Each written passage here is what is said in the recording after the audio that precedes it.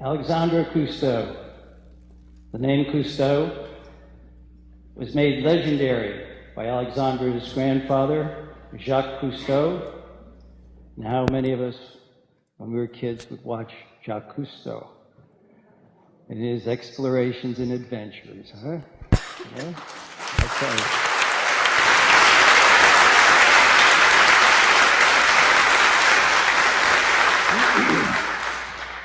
Jacques Cousteau and his beautiful wife Simone, as well as Alexandra's father Philippe, who was a professional diver at age 7.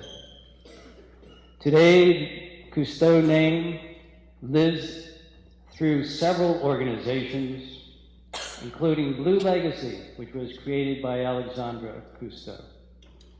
Alexandra learned to swim before she could walk. It's true.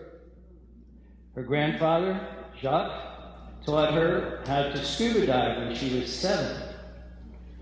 I think it was a coincidence there because her father, Philippe, was a professional diver at age 7, and here's her grandfather teaching her to scuba dive at age 7.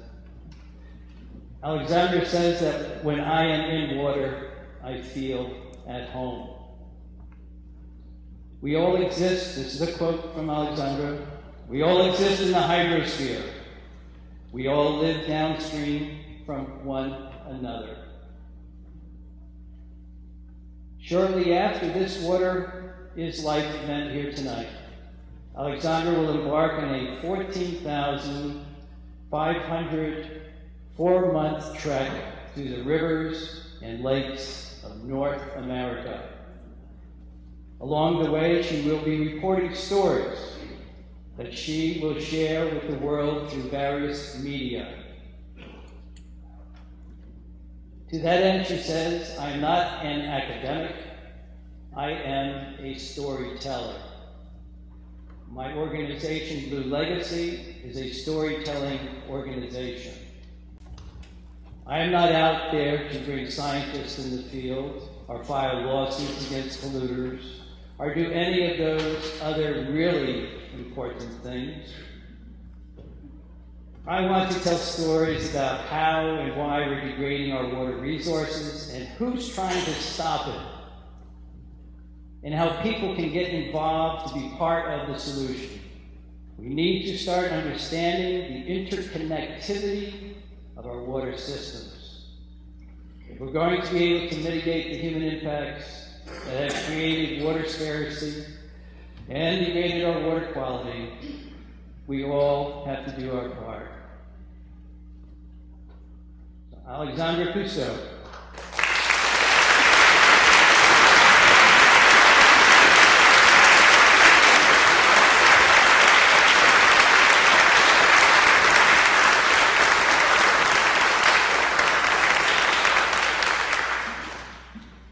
Well, it's a pleasure to be here. I finally made it, and I'm so glad that you all came tonight. I know this is a really important evening for William, and I hope you'll join me in giving him a round of applause because this has been such a fabulous way to celebrate water.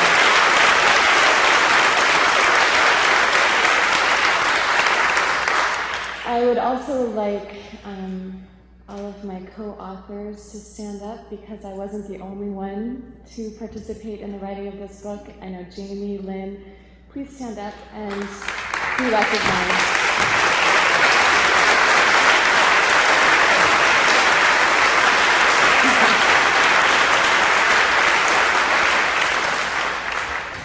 And Susan and Arena, thank you so much for thinking of this because this is a really important book.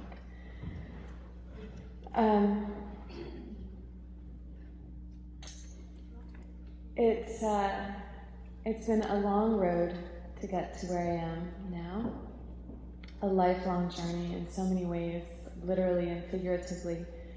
As William mentioned, I learned to swim when I was 3 months old, and my parents took me on an expedition when I was 4 months old. They had met in New York 10 years earlier, fallen in love. My mom was American, she was from California. She was a model in New York City when she met my father at a Peter, Paul, and Mary concert. And he was this very handsome man that was introduced to her as Phil Cousteau. She had no idea who he was. But a year later they were married, and she traded in the catwalks for a life of adventure, and a life that in so many ways was beyond anything she could have imagined. They traveled around the world and made so many films that I'm sure you've all seen or heard about in some way. And then I was born, and they didn't miss a beat. They just took me along. And so from a very young age, I was fortunate enough to start traveling. And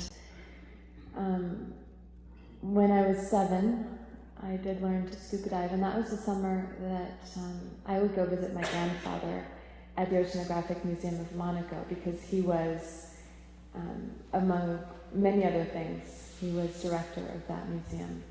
And have any of you been to the Oceanographic Museum of Monaco? Yes, some of you have. It's a really beautiful museum. But it was special to me because I got to go at 5 o'clock in the morning before it was open to the public, and my grandfather would take me to feed the fish. And we would go down into the aquarium downstairs and go behind the scenes and take chopped up squid and pieces of krill and other slimy things and feed the fish, and it was wonderful. I loved it. I really loved slimy things when I was little.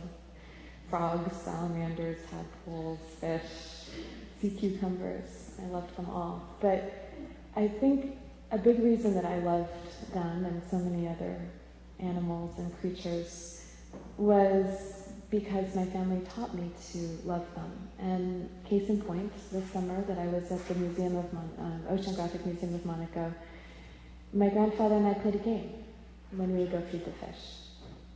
And the game was that he was the steward king of an underwater world, and I was the mermaid princess, because every girl who's 7 years old dreams of being a mermaid princess, of course. It was the perfect opportunity.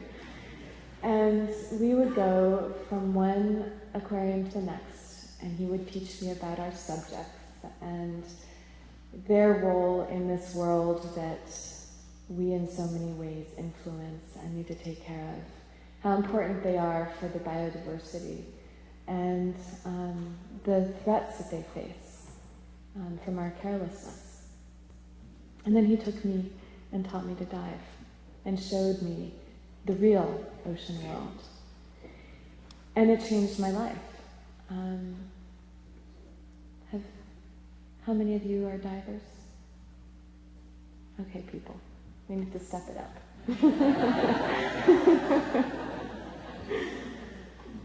Diving is a porthole to another universe, and a way to experience something that we are fortunate enough now to be able to experience it, because when my grandfather invented scuba diving and started pushing the boundaries of the known world,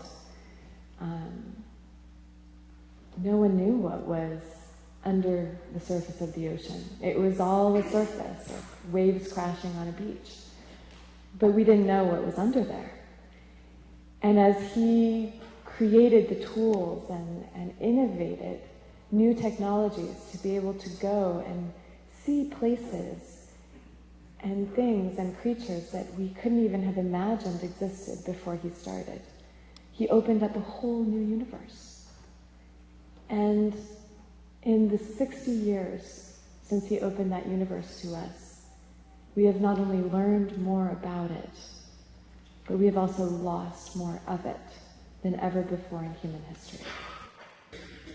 And so as I grew up and learned more and more about this water planet that we call home, I realized that it's not just about oceans.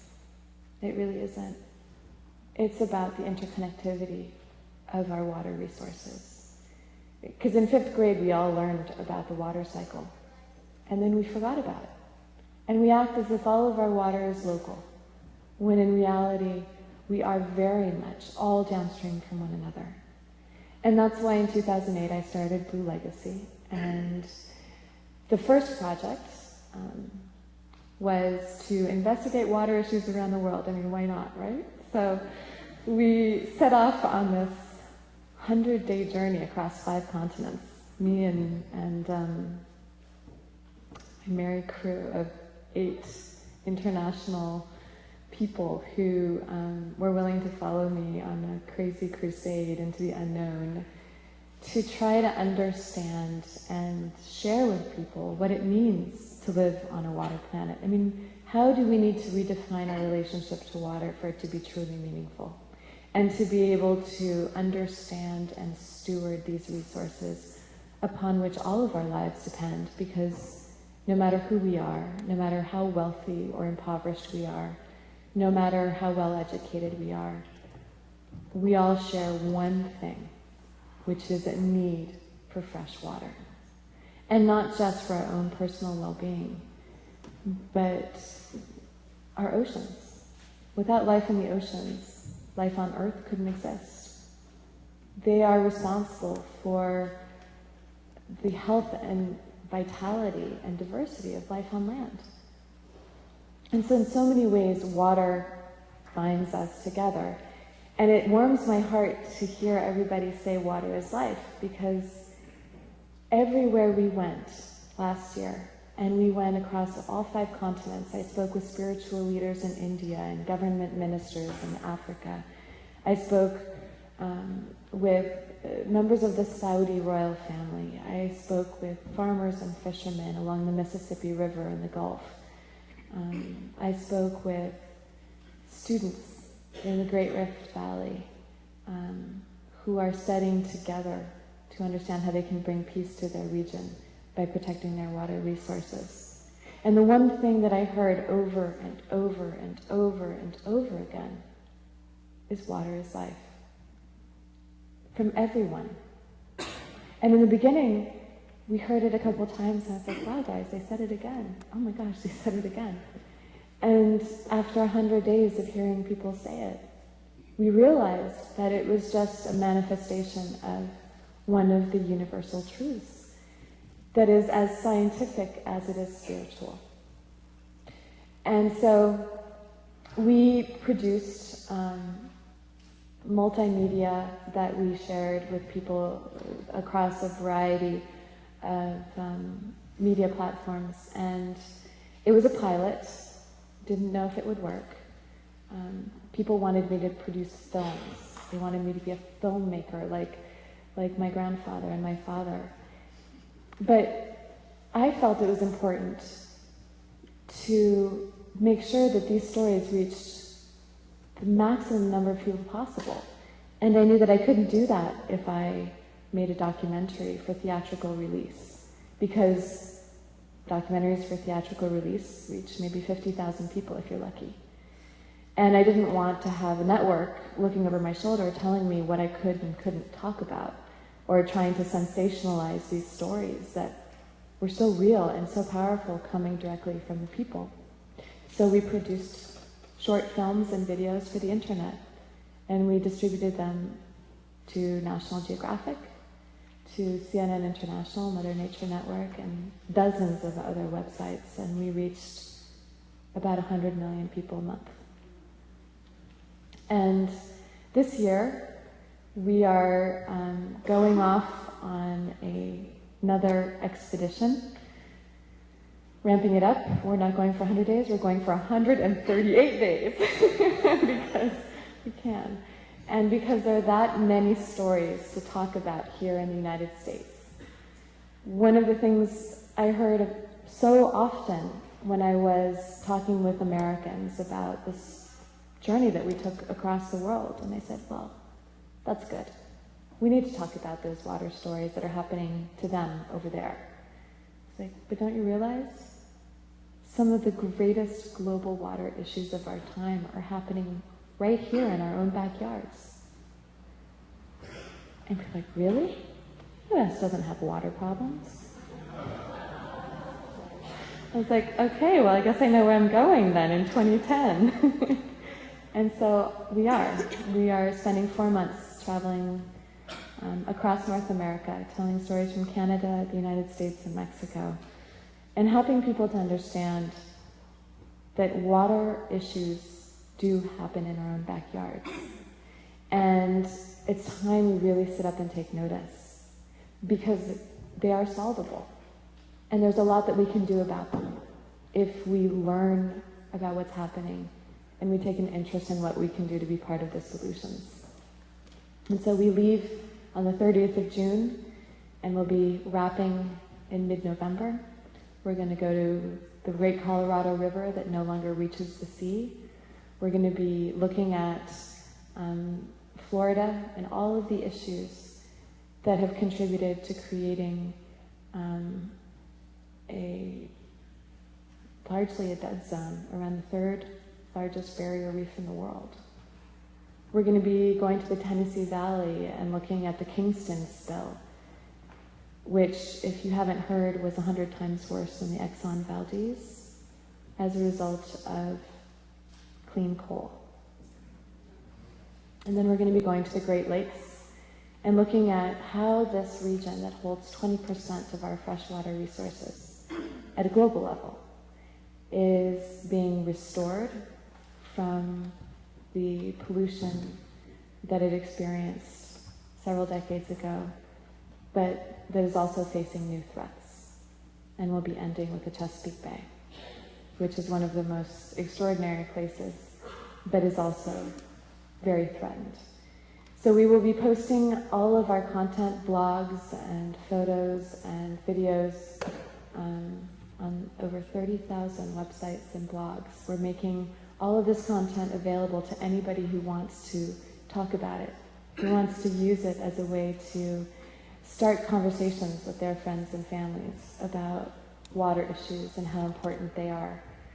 And we invite all of you to follow us and converse with us and think of solutions with us, because this is something that we all share, and we all have a role in protecting this resource upon which all of our lives depend. I can think of no other time in history when so many people from so many different walks of life shared this same imperative. And it's daunting, but it's also our space race. I mean, this is the time when innovation and creativity and imagination can really make a difference. And sometimes I hear young people say, well, I don't know, I don't think I'm really an environmentalist. I mean, I don't hug trees, and it's just not who I am.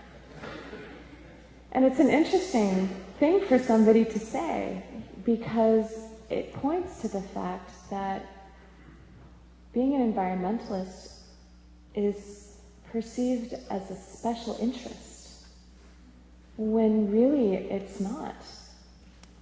And so the exciting thing about that, because there's always opportunity in everything, so the opportunity in this sort of this interest that some young people have in the environmental movement is that it gives us an opportunity to reimagine what it means to be an environmentalist, to redefine that word, redefine what we have to do, that we can invest our time and our talents and our creativity in finding meaningful ways to contribute to the sustainability of our planet, to find new ways to protect these natural resources upon which we depend, and to ensure that they still exist for our children and our children's children.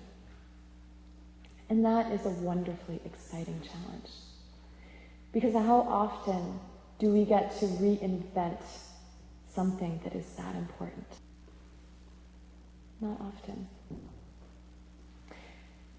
It's funny because I came here tonight thinking that I had been asked to read my essay.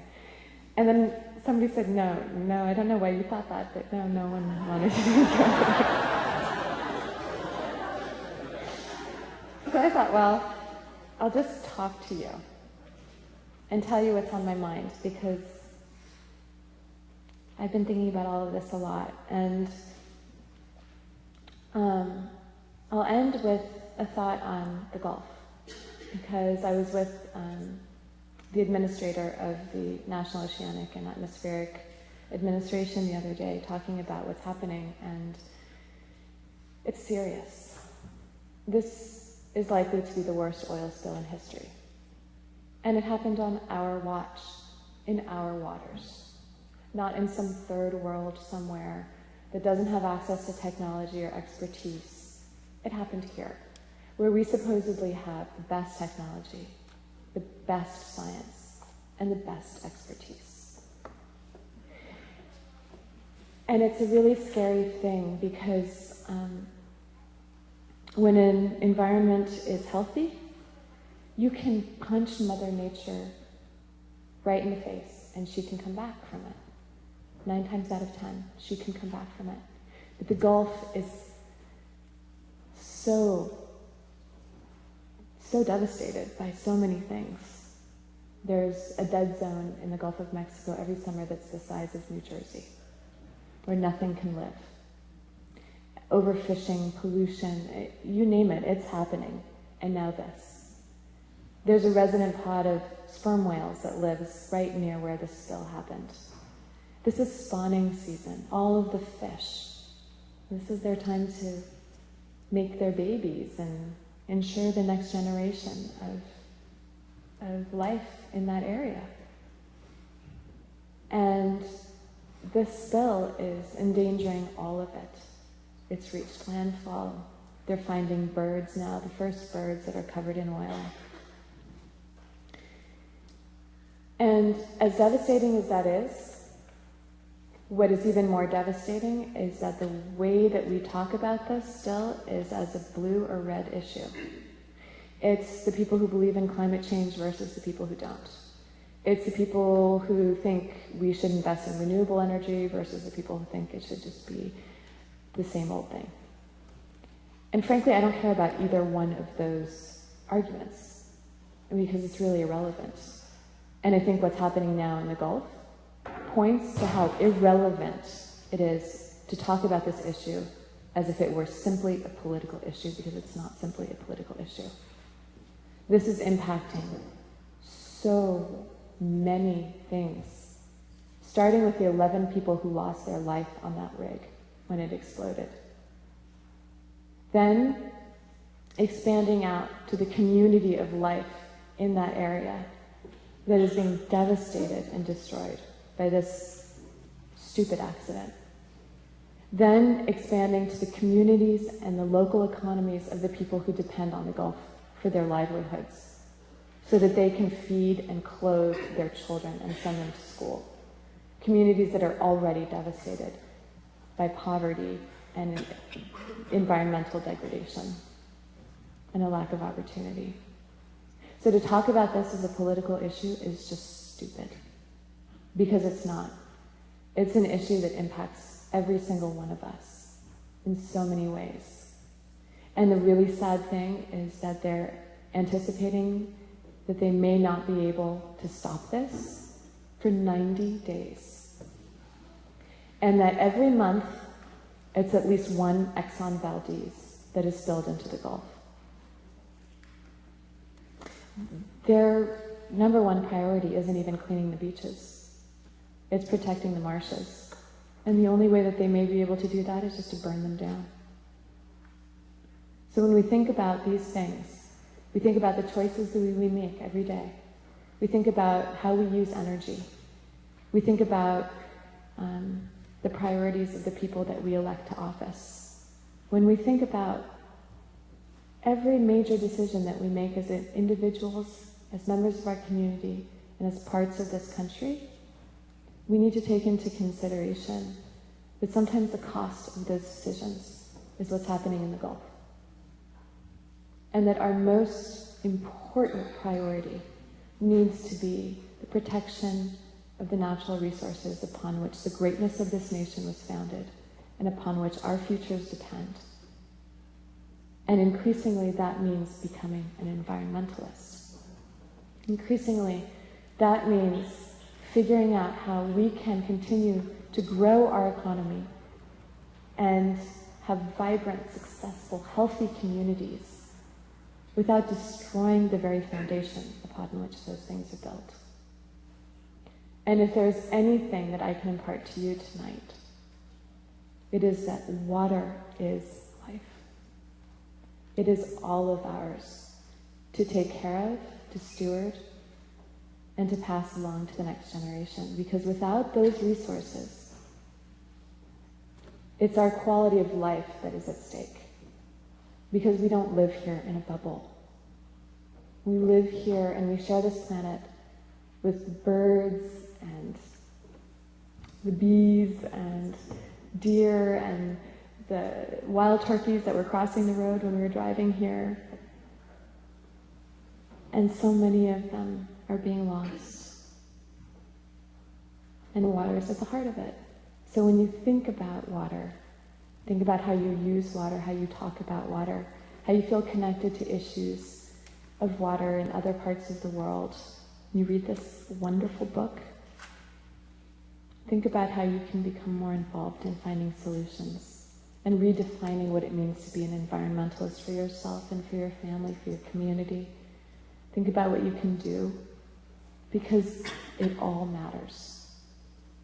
Thank you.